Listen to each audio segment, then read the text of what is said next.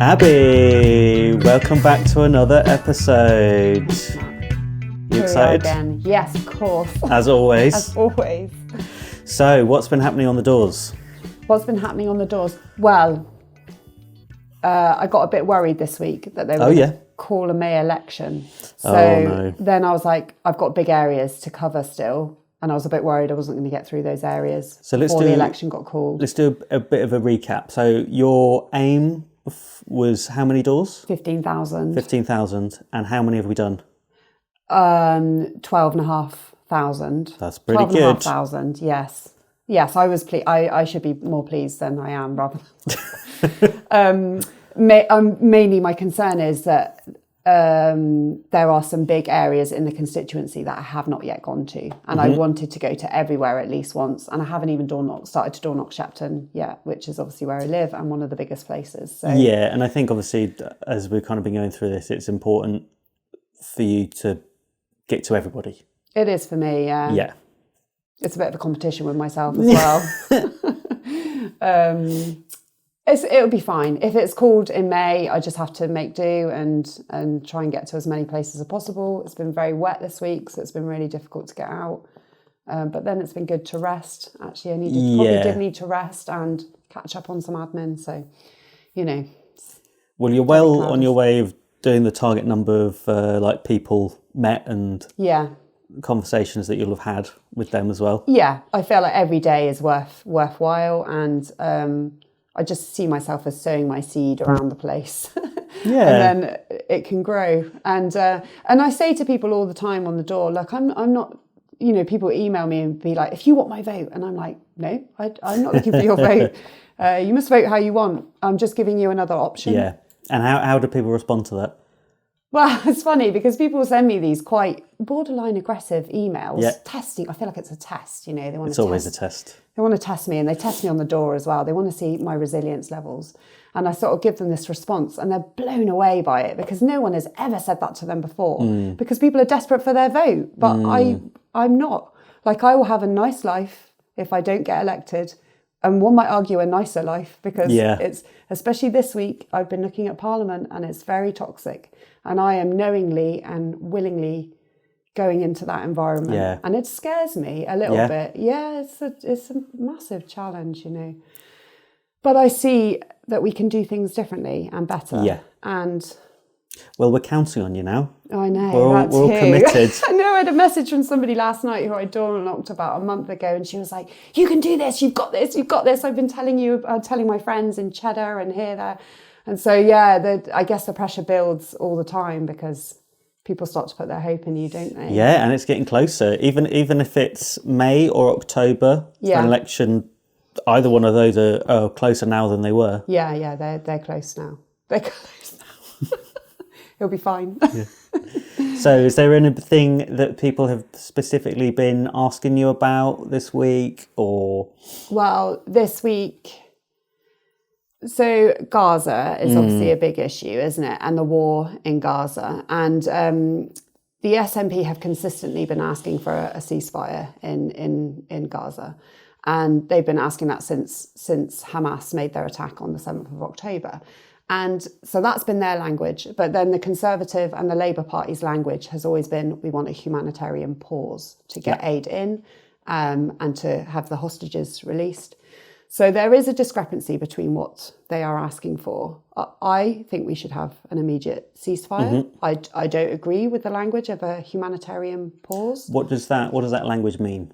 For me, it means that when we've had a pause, you can go back to bombing you can carry on the guts out of Gaza. Yeah. When 30,000 people have died, innocent people, families, children.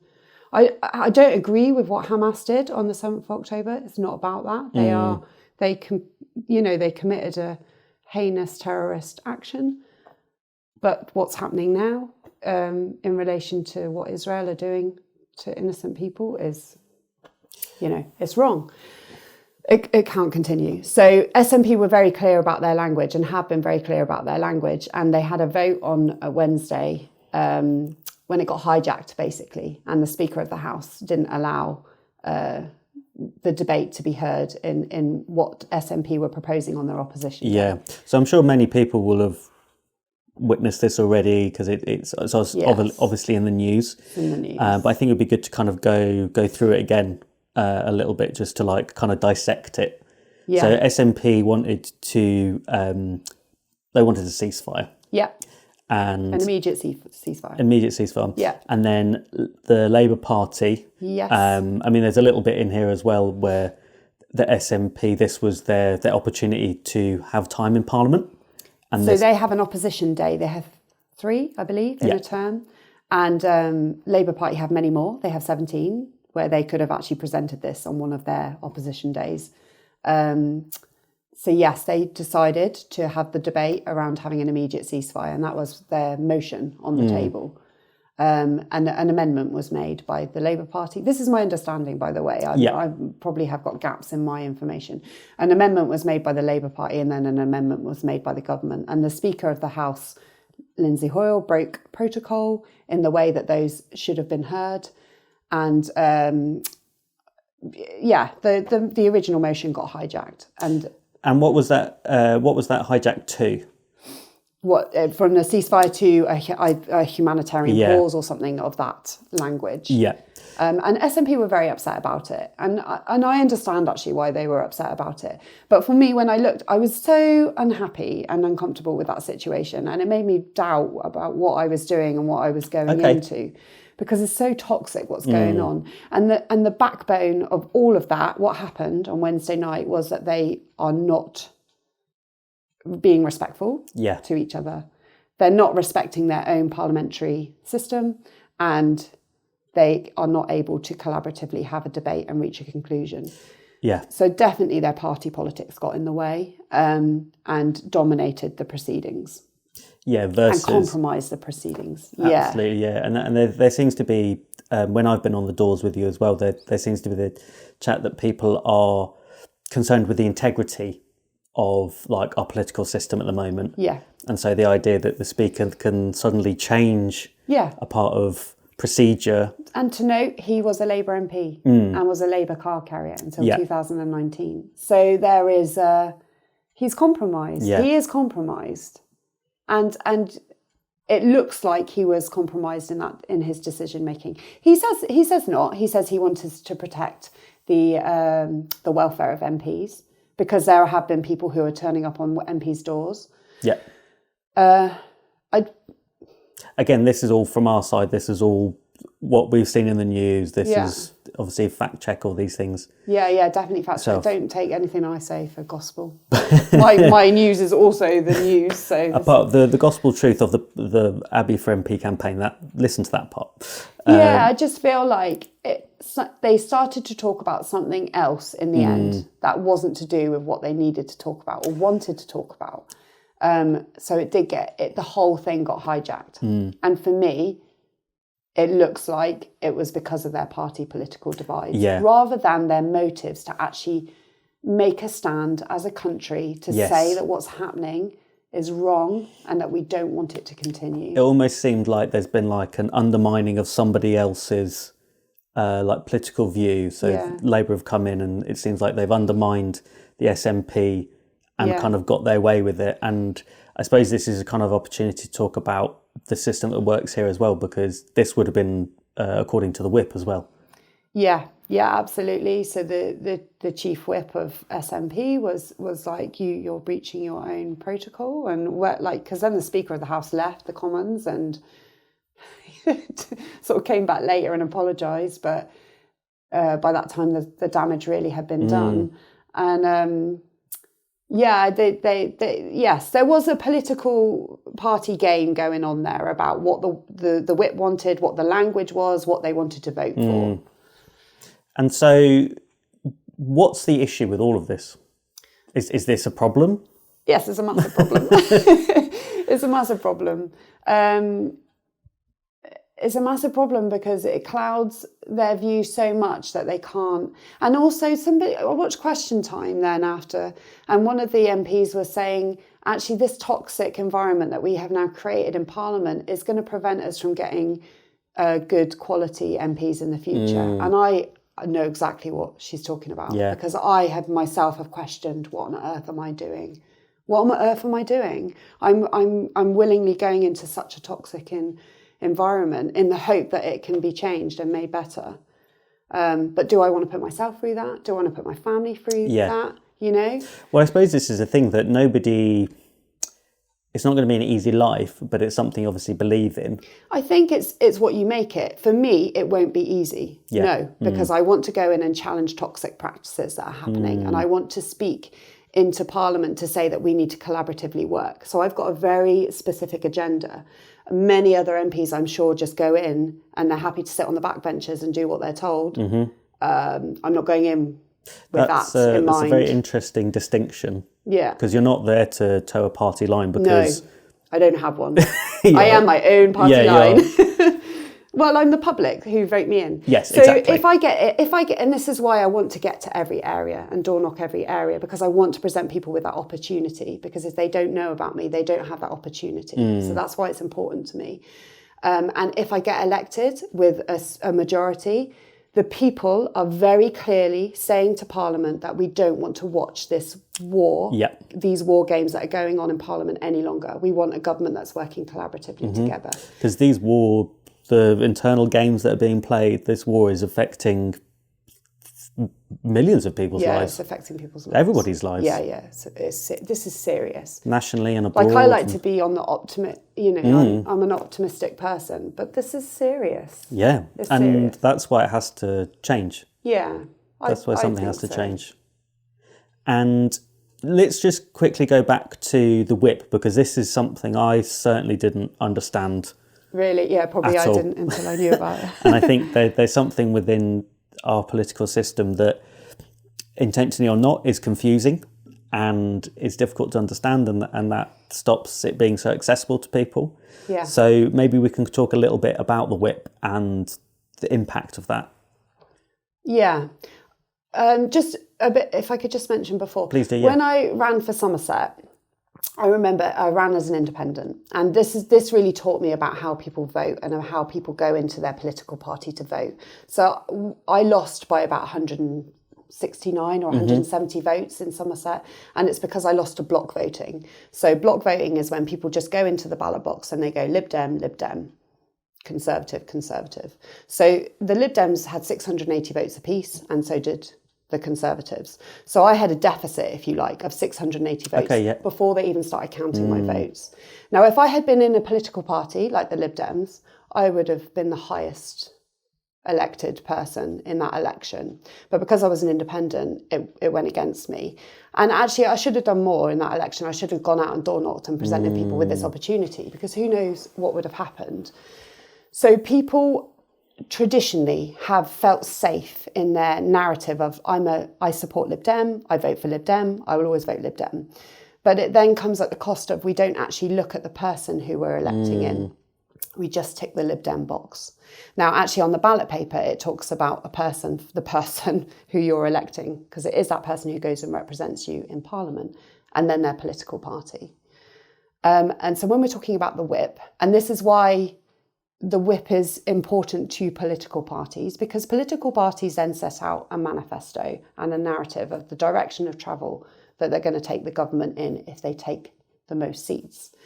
And the whip is the person they appoint to. There's different tiers of the whip in voting, but it's a person who galvanises the political party to vote in a certain way for each vote. So the whip will send a memo out, I presume, to their party members, their MPs, and say, for this vote, you're to vote this way. That's what the whip is. And I think they have other roles as well, but that's the main. That seems like my understanding of the whip as well. And as I say, that's something that I had no idea how it worked. Even the word whip, there's weird language in UK politics. Yeah. It's maybe a little gentle forcing pressure to vote in a certain way. It is interesting, the words that we use. Because my understanding as well is to unify a party, but under pressure, I'm not sure whether that's the best idea. Well, then you have another role as an MP to be a constituent MP, which is to represent your constituency. So in many of the areas, many of the MPs have faced the challenge that constituents are emailing their MPs saying, this is what we want, this is what we want, this is what we want. But then when they go into vote, like the vote for Gaza, they can't vote in the way that their constituents want them to vote because they are subject to their whip. So there's a conflict there. From almost both sides, above and below, as it were. Yeah. You're kind of stuck I in the think middle. Historically we have given all our trust to the political parties in our parliament, but I think that trust has really started to erode and now, to a point where it's not working well anymore. So the public are asking questions of the political parties and their manifestos and how they're delivering bills and everything, delivering our governance, I guess, in our country. So the trust has really been eroded. So the function then of the political party is now, it's not like it was. Yeah, and it becomes compromised. It's compromised, yeah. Yeah. Yeah, so when we put all our faith in the political party like we did, Lib Dem, or Labour, whatever it is, that is broken now. It's been broken. And so what gives you kind of like the biggest advantage of not being held to a whip? That I have to think for myself. I have to think for myself. That's challenging though. But also I can cross-collaboratively work, which is what I want to introduce into Parliament. And I can do that if I get elected because it would be so unprecedented. And I would make them unsafe. They'd feel, even the higher ranking politicians, they would feel unsafe. Because if I can do it, why can't someone else do it? Yeah. Somewhere else. Yeah. You know? Yes, we've broken the wall down then, haven't we? And we've introduced a whole new concept into Parliament. Very exciting concept as well. Yeah, it is exciting. But I suppose there's another part of not being held to a whip like you were just talking about is that you're not then compromised. You can kind of authentically and honestly represent your constituents' views. Because you're not going to have any conflict against that. No, so if they're all heavily emailing me and saying this, this and this. Now, if there's a bill in front of me, whatever it may be, and I've read the whole bill and I can see certain flaws with it and constituents are emailing me saying we want you to vote this way, and I say, okay, that's good, thank you. But just so you know, this would mean this or this and this. Because a lot of the time people only have part of the information, don't they? Very interesting.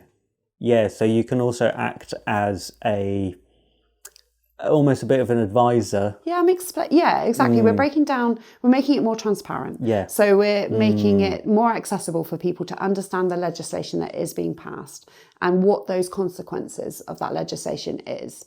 Because no piece of legislation is perfect, and a lot of it is very imperfect at the moment.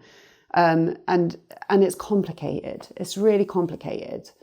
And there's lots in it.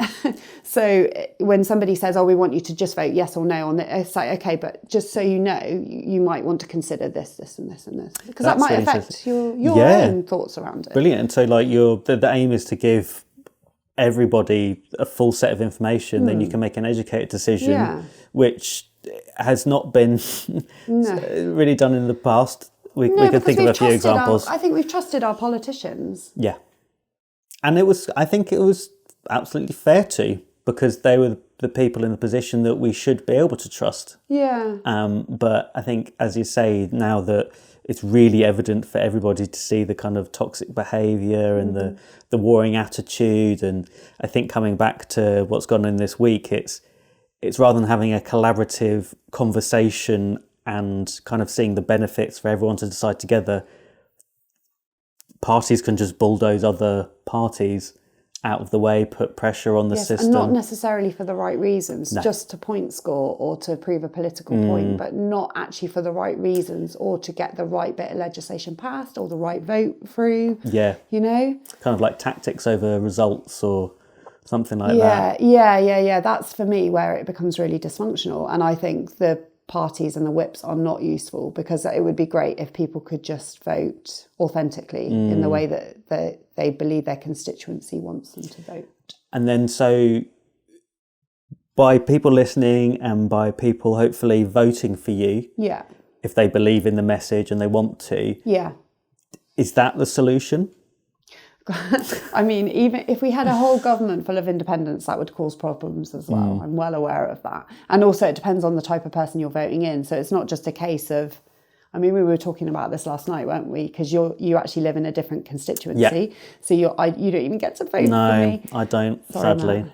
So it's like, so then I was like, oh, Matt, like these are your options, da, da, da, da, da, da, da, da. And there is an independent who is running in your constituency, but it's not just a case of, great, I'm going to vote for that person, because you need to know what that person is actually saying and how they're going to represent you in Parliament. And are they engaged with the constituency? Are they doing the back work? Who are they? What are they doing? Which is, I guess, why we're doing the podcast, so we can to break down some of that stuff. But that is really important. And I think people vote on the political party because they don't have to do that research actually into their candidate. Yes. So the responsibility really comes back to the voter when you're voting in independents, or you start voting on the person, because then you really need to know who that person is that you're voting in. Very well said. Thanks.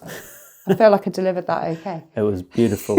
And just to kind of finish on this point, it's interesting that a lot of the kind of the way that you talk on the door is not to go, you should vote for me, I'll be able to sort all this out. Yeah, no, I never do that. And you tell people to vote for who they want to. Please vote who you want to vote. But make sure you vote for the person. Yeah. You know, find out who the person is. So I had somebody email me this week who was like, you need to answer all of these questions so I know exactly who you are so I can vote for you, or I'm just going to vote for the Green Party. And I was like, so you're putting me through this rigorous test, which actually I agree with, but if I don't pass it, you're just going to vote for a party, and you don't even know who the person is in that party that you're voting for. And it must be. So the baseline is so low for that, but for me it's so high. And I agree with it being high, but we should raise it for the rest. It should both be high. Yeah, they should both be high. Yeah, this absolutely. is a really important job. And I suppose a lot of people might be quite shocked when you have that attitude on the door, that you're not they're really pandering shocked. for them. They're really shocked. They're like, oh, I wanted to, you to like be all creepy around me or something. And I'm like, oh, I've got no time for that. Got like 20,000 doors to knock. Which I think is a really powerful sentiment in itself, because if you're not almost like begging for a vote. No, not at all. If you don't want to vote for me, I don't want to get in. And it's that simple. Because if I haven't got the constituency behind me, I cannot do the job. I cannot do the job. I need to have the people who are voting for me really behind me. I love it. Again, beautifully said. I think we'll wrap it up there. Okay, why not? I know you can go on for hours, but I think we'll leave it on that pure poetry that you've put out there. Cool. And so, same again, if you want to get involved in our campaign, if you want to get involved, head to the website. Please send any questions. Contact us on social media. Again, we've got a subscription mail list thing kind of coming out. And we've got all sorts. The website grows all the time. It's exciting. Yeah. It is very exciting. Yeah. But until then, we shall see you then. Yeah.